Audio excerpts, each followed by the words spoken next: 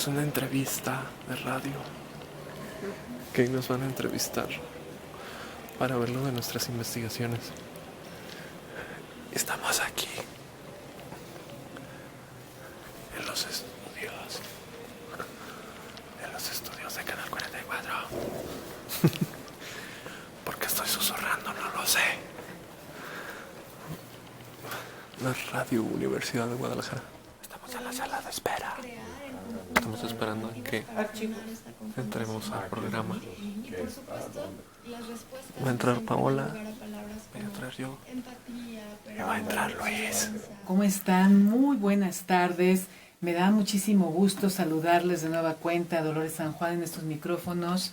Mario García se encuentra en el control operativo. Y no podíamos dejar pasar esta fecha. Y pues para pasar al tema que nos va a ocupar esta tarde aquí en el programa, porque el día de hoy vamos a hablar de lo que es la etnomusicología y vamos a hablar aquí con nuestros invitados. Y bueno, pues para ello tengo el gusto de saludar en primer lugar a la doctora Kim Ann Carter Muñoz, quien es coordinadora de la maestría en etnomusicología que se imparte en el Centro Universitario de Arte, Arquitectura y Diseño de la Universidad de Guadalajara. ¿Cómo estás, Kim? Buenas tardes. Muy buenas tardes, es un placer estar aquí en su programa. Pues muchas gracias, Kim. Y bueno, también nos van a acompañar esta tarde. Quisiera que ustedes se presenten, por favor. Bueno, tenemos por aquí pues ya un viejo amigo, Luis Carrera, músico y egresado de esta maestría. ¿Cómo estás, Luis? Todo bien, aquí estamos con gusto acompañándonos. Muchas gracias. Y Paola, tu apellido es que es un poquito extraño, lo tengo por acá, ¿qué? Santofimio. Santofimio. Gracias, muy buenas tardes a todos y pues yo soy colombiana, por aquí estaré aportando y acompañándolos. Muchas gracias. Y tenemos también por aquí a nuestro compañero. Yo soy Alejandro Miramontes. Muchas gracias por la invitación. Pues muchas gracias a ustedes por acompañarnos.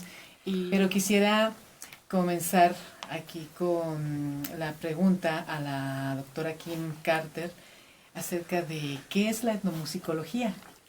Bueno, ha pasado por muchas definiciones, pero en general yo definiendo etno como los humanos, los pueblos humanos, las comunidades, las sociedades, es el estudio de la interacción de los humanos con su música, su identidad, los procesos sociales de hacer música, cómo los humanos organizan sonidos y música, expresiones dancísticas y rituales, y cómo son organizados y influidos por la música.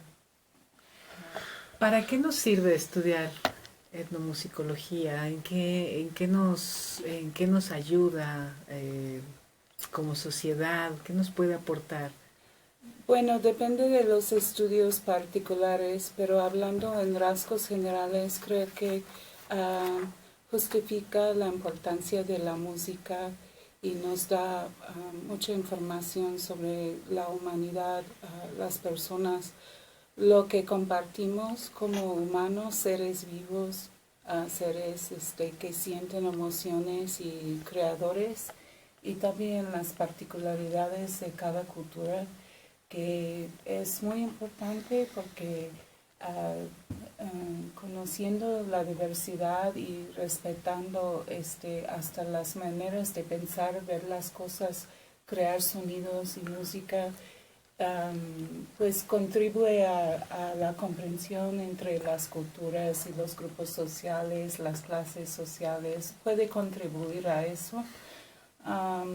Y la música es importante para la sobrevivencia de los humanos, aunque muchas veces no se reconoce eso a través de los estudios etnomusicológicos o de la antropología de música. Se puede empezar a comprender cómo ayuda a las personas no nada más sobrevivir, sino también prosperar y crear paz. No, crear paz, eso me gusta. Y bueno, ciertamente es que la música es parte importante de la vida, la música nos acompaña siempre, creo. Yo quisiera que alguno de ustedes estudiantes, bueno, estudiantes egresados todos, ¿no? Sí. Ya estudiantes egresados todos de la maestría, no sé quién quiere empezar, que nos hablen acerca de su experiencia de haber cursado pues este posgrado. A ver, primero las damas. Sí, claro. Hola. Bueno, pues haber cursado la maestría pues significó muchas implicaciones para mí porque pues yo vengo desde Colombia y haber encontrado este programa aquí en México pues me obligó a mirar también todo cómo estaba construido el programa y eso fue lo que me convenció, los contenidos programáticos de la maestría. Entonces yo hice un acercamiento a las músicas de los indígenas Wirraritari aquí en la zona metropolitana de Guadalajara y con ellos pues estuve trabajando en estos 2 años y medio que hice mi tesis y entendiendo cómo eran sus prácticas musicales y cómo se desenvolvían aquí en la ciudad, pero también da una mirada más amplia, la etnomusicología. O sea, no solo mirar la música como tal, sino entender las relaciones que hay detrás de todo esto. Entonces me enfoqué también fue en la práctica del violín Wirraritari, y estuve tratando de entender qué era lo que había detrás de su ejecución, qué significa el tocar violín aquí en la ciudad para ellos. Y pues eso le permite a uno entender relaciones con los mestizos y entre ellos mismos. A partir de su relación de los wirráricas de tocar el violín. Sí, así es. Entonces, porque el violín no es el violín tradicional que es el raveri, sino es el violín de uso de la música occidental. Entonces, eso es el violín grande, es como le llaman ellos. Ok, a ver, entonces vamos a empezar a explicar esto para quien no lo sepa. Es que en la música wirrárica ellos tienen un violín específico que le llaman raveri. Ajá, ¿no? así es. Y cuando tocan acá en la ciudad no tocan el raveri, tocan el violín que todo el mundo conocemos como Sí. violín. Es que ese es el punto, porque están como 3 tipos de música dentro de la cultura wirrárica, o cultura de los huicholes, para los que no conocen como wirrárica. Está la música tradicional, está el canto chamánico y está la música regional wirrárica. Y es en la música regional wirrárica la que se desarrolla más que todo en la ciudad, y ahí es donde está el violín de la música occidental, porque en la música tradicional está el raveri, y en esta música regional wirrárica, que así ellos mismos la denominan, tocan el violín con ciertos rasgos del violín del raveri, de la música tradicional. Entonces se ve como un emplazamiento de la práctica musical del raveri al violín grande, que le llaman ellos. Ok, bueno, a mí me gustaría que escuchemos algunos de los ejemplos que tú nos trajiste de música wirrárica. Está la cucinela, la cumbia cucinela. La cumbia cucinela y hay otra pista más. Bueno, escuchamos la cumbia cucinela, ¿te parece que es la más conocida? Y al término de la pieza, bueno, háblanos, ¿qué encontraste entonces en esta significación de lo que significa para ellos Sí, claro. tocar este violín? Bueno, nos cuentas eso. Vamos a escuchar pues este tema que fue grabado aquí en Guadalajara. Sí, eso por uno de los grupos que se llama Los Yawis. Entonces ellos se conformaron en estos 3 años anteriores, pero ya ahorita no están como grupo. Pero ellos me permitieron compartir y salir con ellos y entender muchas cosas. Con este grupo que me dices que se llama... Ellos se llaman Los Yawis. Los Yawis. Y entonces, ¿qué fue lo que encontraste? ¿Cuál fue tu hallazgo en esta investigación que estabas haciendo acerca de la relación del violín? Del violín. Sí. Pues los Yawis en principio, para aterrizar un poco, los Yawis significa coyotes en lengua wirrárica. Entonces, hay 3 agrupaciones, o habían 3 agrupaciones en el momento en que yo hice mi trabajo de campo. Están los Yawis, el grupo Neibama y Migrantes de la Sierra. Y de mi estudio con el violín, pues lo que resultó después de analizar y de encontrar todo el panorama musical aquí en Guadalajara, que ellos van a bailazos que se realizan en el centro de Guadalajara, y hacen presentaciones en Zapopan, en Tonalá, y hacen presentaciones particulares también, gente que los contrata. Está que el violín como tal, si bien es cierto, la música es un medio, una fuente de ingresos económica para ellos, adicional a las artesanías. El violín es específico porque el violín es el que lleva la melodía en las agrupaciones, pero más allá de eso, el violín es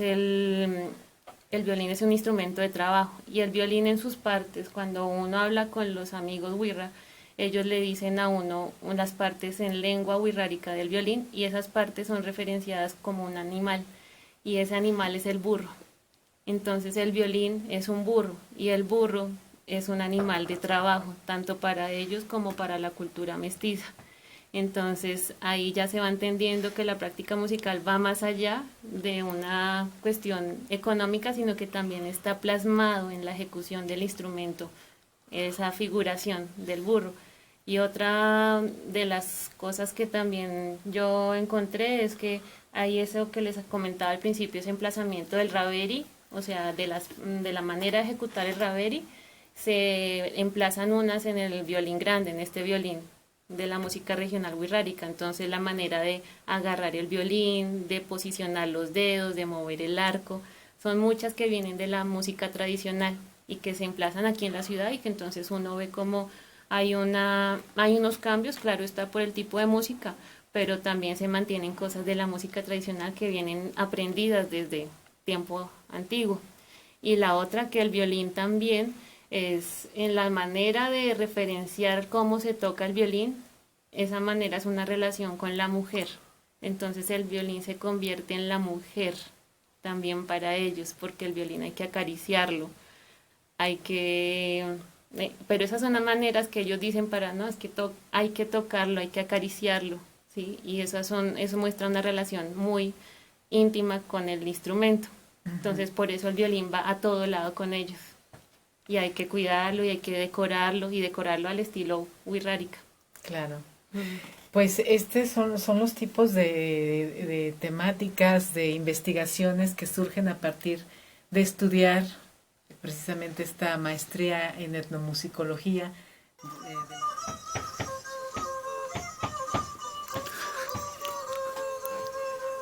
Vamos a dejarla toda. Sí, está. Cuando se termine entro yo.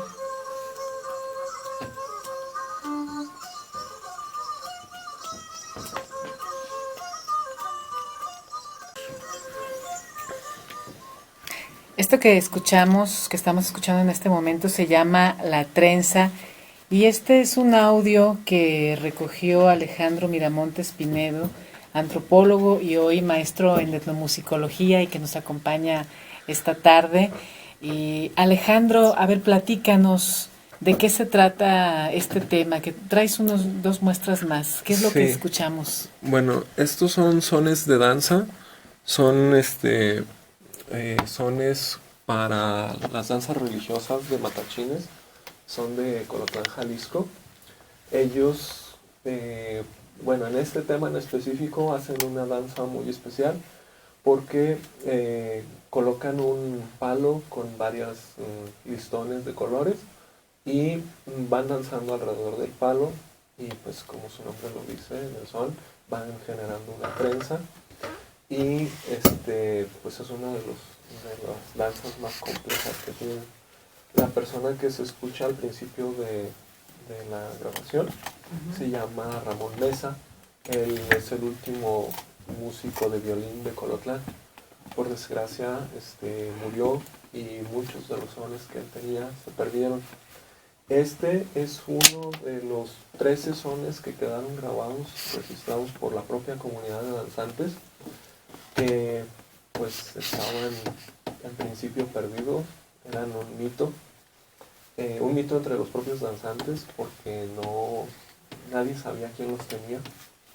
Los encontré en la última semana del campo con una de las danzas más antiguas, que es la de San Lorenzo, y pues ellos nos hicieron el favor de prestarnos estos sones y mostrárnoslos. Fueron limpiados y arreglados lo mejor que se pudo. Sí, la verdad. ¿En qué los conservaban ellos? En cassette. En cassette. Fue en un cassette, en una grabadora pues bastante antigua. Ajá. Y pues lo que ahorita escucharon, nada que ver con lo que se tenía porque estaba muy, muy deteriorado. Y incluso uno de los sones no se sabe cómo se llama porque el audio está muy dañado. Pero son los sones tradicionales del pueblo. Actualmente no se están usando esos sones porque no hay violinistas. Y lo único que queda pues son estas grabaciones y algunas transcripciones. Las danzas actuales usan bombo o tambores para hacer sus danzas religiosas, pero pues por desgracia nada que ver con esto que les comparto. Entonces esto ya no se toca, no se está tocando. No se está tocando. Y solo existen estos 13 sones. Solamente existen grabados. estos 13 sones. Pero las danzas existen todavía. Sí, las agrupaciones aún de danza. se dividen en 4 agrupaciones: San Lorenzo, San Nicolás, San Luis Obispo y San Judas Tadeo. ¿Estos son, así se llaman las danzas o son? Son danzas matachines. O sea, ¿es se el llaman. nombre de la danza? Del tipo de la danza, y los nombres de San Lorenzo, San Nicolás son sus nombres del sector religioso al que pertenece. Ah, ok. Estas danzas relacionan sus sones o su música con algo que encontré, que es algo muy bonito. Se llama pintar el suelo. Es cuando hacen una coreografía específica con un son específico para un momento específico. Por ejemplo, la trenza se hace a finales de los tiempos de recolecta de lotes, allá en Colotlán. O también para los eventos de danza comunitaria, como es la fiesta de San Nicolás. Todos los colotlenses van a danzarle al santo. Y pues la trenza es parte de todo el evento.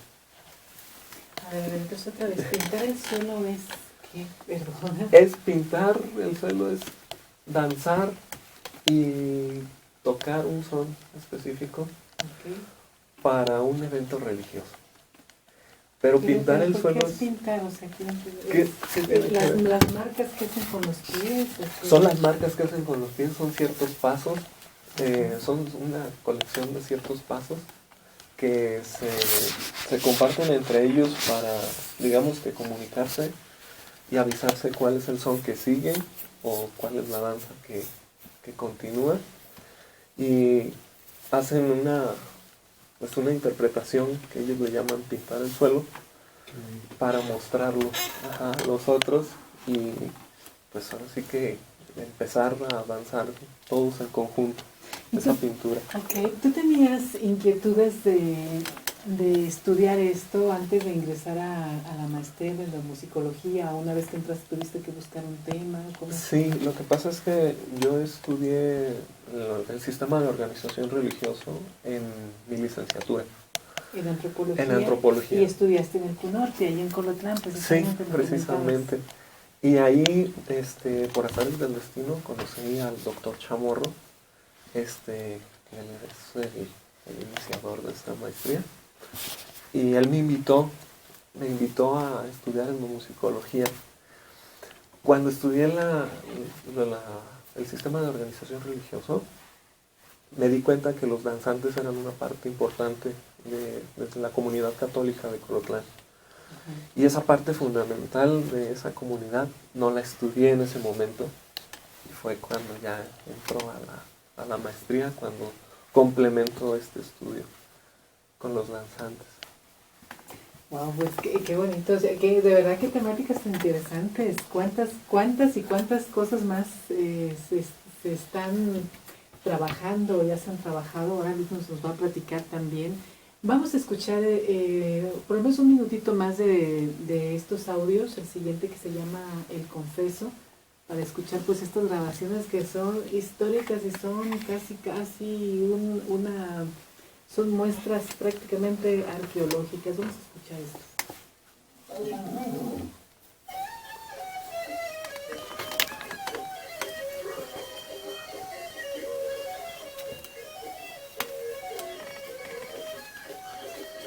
es para expiar pecados. Esa canción es para expiar pecados. La original dura 20 minutos. Y son 20 minutos danzando. Ahorita nos dices eso, sí, rápidamente, porque quiero que nos hable Luis y sí, se nos va el tiempo. Sí, sí. Déjamelo de fondo. Ok.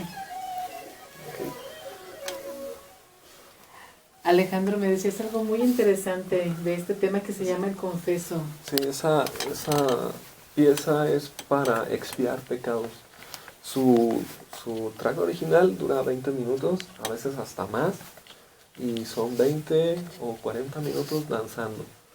Entonces, pues es una forma de expiar todos los pecados, pero no solo de los danzantes, sino de toda la comunidad católica de Colotlán, porque ellos danzan no solo por ellos, sino por todos los que vivimos allá. Wow, qué interesante, imagínense Ya te salvaste. cuánta riqueza. Me salvaron. Es que bueno, esta música, vaya, tiene un aspecto ritual y que uno puede escucharla y pensar, bueno, pero qué música tan chillona, qué aburrido, un solo violincito, pero no sabemos como todo lo que viene debajo, detrás de años y años de tradición, ¿no? Y bueno, pues estamos conociendo apenas, es una puntita, una probadita de lo que traen ustedes, porque pues necesitaríamos mucho tiempo para seguir. Tendríamos que hacer una maestría, tal cual, Sí. para meternos y entender pues muchas cosas, ¿no? Quisiéramos hablarles de tantas cosas más. Vamos con Luis Carrera, que pues él nos acompaña. Luis, tú eres del norte, ¿verdad? Del norte. ¿De dónde eres? Del norte de Tlaquepaque. Soy del Fuerte Sinaloa y criado medianamente en Sonora también. Y te veniste a estudiar la maestría en endomusicología hace ya algunos años. Hace algunos años, alrededor de 5 años, soy parte como de la primera generación de esta nueva modalidad de la maestría, que antes era en ciencias musicales con especialidad en endomusicología, y después se transformó el programa a lo que hoy es la maestría en endomusicología tal cual, ¿no? Uh-huh. que inició el doctor Chamorro, como bien mencionaban aquí los compañeros. Le mandamos un saludo cordial. Un saludo al doc, donde doctor ande. Chamorro, claro que sí. Y después se incorporó la doctora Kim Carter. ¿Y cuál fue tu interés de estudiar etnomusicología? Te soy sincero que yo estaba como en una búsqueda ahí de hacer otras cosas en torno al estudio de la música. Siempre he sido como, yo me dedico también a ser músico profesional y he estado como en la docencia y esto, pero muy cercano a la música tradicional, sobre todo de México. Y me migré de Hermosillo, Sonora al DF como buscando una opción, ¿no? para hacer una maestría. Y me topé por ahí con alguien que me encaminó a la maestría en endomusicología que ofrecía la UDG, que además era reciente. Uh-huh. Y de ahí tuve contacto con el doctor Chamorro, vine a hacer algunas entrevistas y por azares del destino me quedé y pues superó todas mis expectativas, ¿no? En cuanto a formación sobre todo. Y así fue como llegué a Guadalajara. ¿Y qué estudiaste tú? ¿Qué fue lo que te atrajo tu atención? Bueno, al principio quería hacer como un estudio de las relaciones que existen entre la música popular y la música tradicional o indígena en el norte de Sinaloa. Todas estas asociaciones que hay de la música de banda con todas las influencias que tiene de la música indígena, porque siempre pensamos como al revés, ¿no? La influencia que puede tener lo occidental en el mundo indígena, pero no nos damos cuenta de cómo ha permeado el mundo indígena en esto que somos ahora los mexicanos. Pero era tan grande como la ambición que terminé enfocándome en la fiesta tradicional Yoreme, que es un grupo étnico del norte de Sinaloa y sur de Sonora, comparten la cosmovisión o algunas prácticas culturales con los yaquis, o yoemes, ¿no? grupo Yoreme conocido como Mayo, y fue en el contexto performativo de la fiesta o la Pascua de este grupo en lo que yo me centré, ¿no? Para hacer mi tesis de maestría. Y de lo cual pues también nos trajiste algunos ejemplos que vamos a escuchar, estos ejemplos de Luis Carrera. El primero se llama, dínoslo tú, Huya Ania Giapitsi, o cómo es. Huya Ania Giapsi, que es... así. Huya Ania es como un elemento Ania. central en la cosmovisión de este grupo, que es el mundo del monte, ¿no? Es donde está centrada su religiosidad en todos los elementos del monte o del entorno ecológico. Y Giapsi se puede entender como corazón o alma, ¿no? El corazón del monte, digamos. En lengua yoreme. Yoreme, sí. Yorem Nokki, dicen ellos. Yorem Nokki. Ajá. Esta grabación, ¿tú la realizaste? Yo la realicé en la comunidad de los ahí, el músico mayor Mario López, que me recibían ahí en su casa, en Los Capomos, y me permitieron como hacer esta grabación, digamos, fue en el patio de su casa, pero fue en un contexto fuera de la fiesta, ¿no? Para poder como enfocarnos en el análisis totalmente de la música y no toda la sonoridad que hay en una fiesta, por ejemplo. Ok, pues vamos a escuchar este tema, una grabación de campo realizada por Luis Carrera.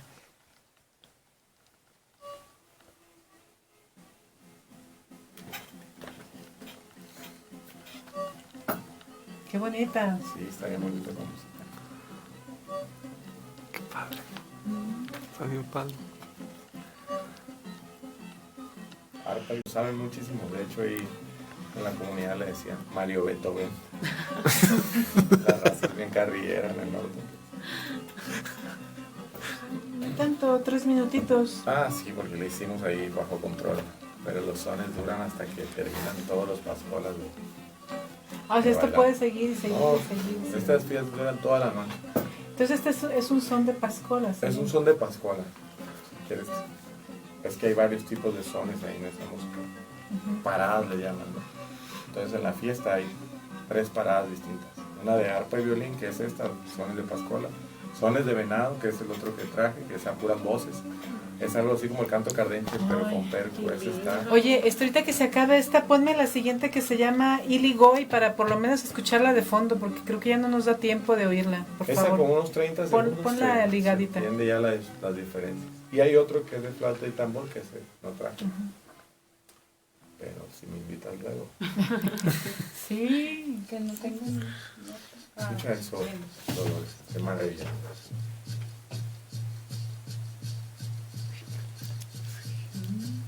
Sí, Sones de venado. Sí, sí.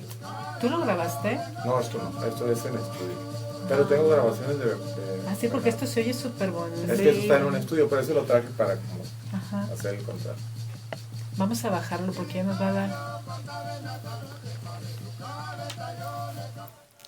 Irigoy, el coyotito, es como se llama esto, y pues nos hacías notar la diferencia del otro son, que está súper lindo, y con este que es de voces, sones de pascolas, entonces. Este último es un son de venado o de mazohuileros. Mazo viene de la raíz de mazo, es venado, y wikim es cantar, ¿no? Son los cantadores de venado, realmente sería como la traducción, que es un ensamble o una parada, dicen ellos, de 3 músicos que cantan y ejecutan el tambor de agua, que es una hueja, tal cual, volteada así, percutida por un mazo, envuelto en hojas de maíz y en una tinaja con agua, y que produce este sonido como grave de un bombo, y 2 jirupian, que son como raspadores de palo de Brasil o algunas maderas que tienen, ¿no? Y a 3 voces, como pudimos escuchar.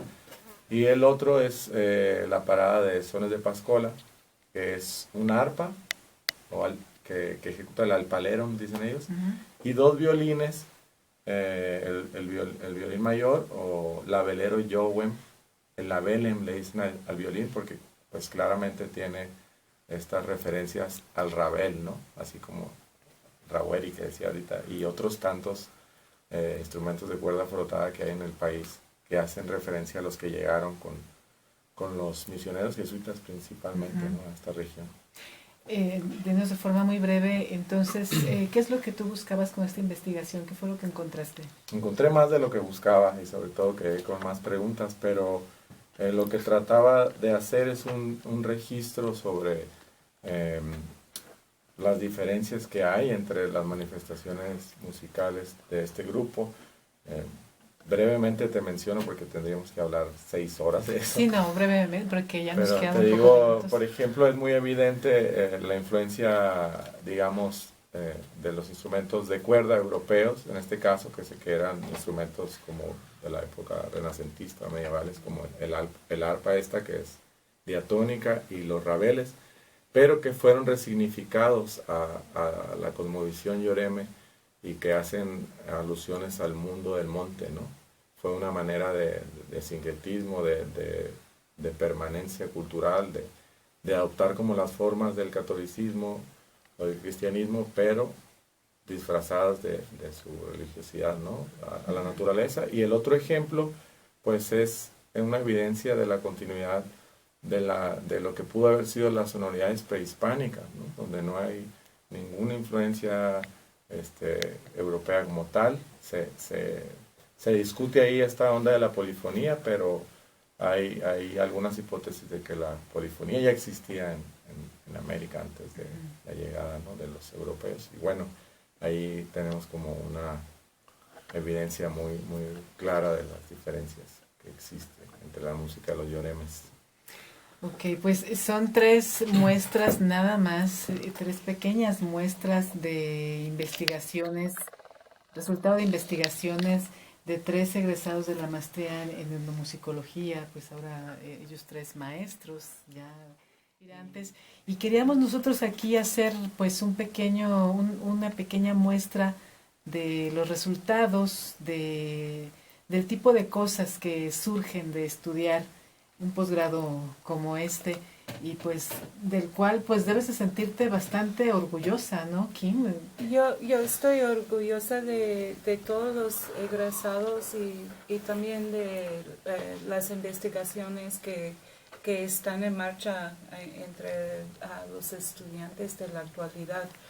Pues es que cada uno ha encontrado cosas diferentes que son importantes sobre las culturas y la música, los rituales, tanto en la música tradicional como la música popular, urbana, de los pueblos originarios de México, y cada investigación es única y se podía dedicar un programa completo a cada investigación, sí, de todos los alumnos y también de las investigaciones de los profesores.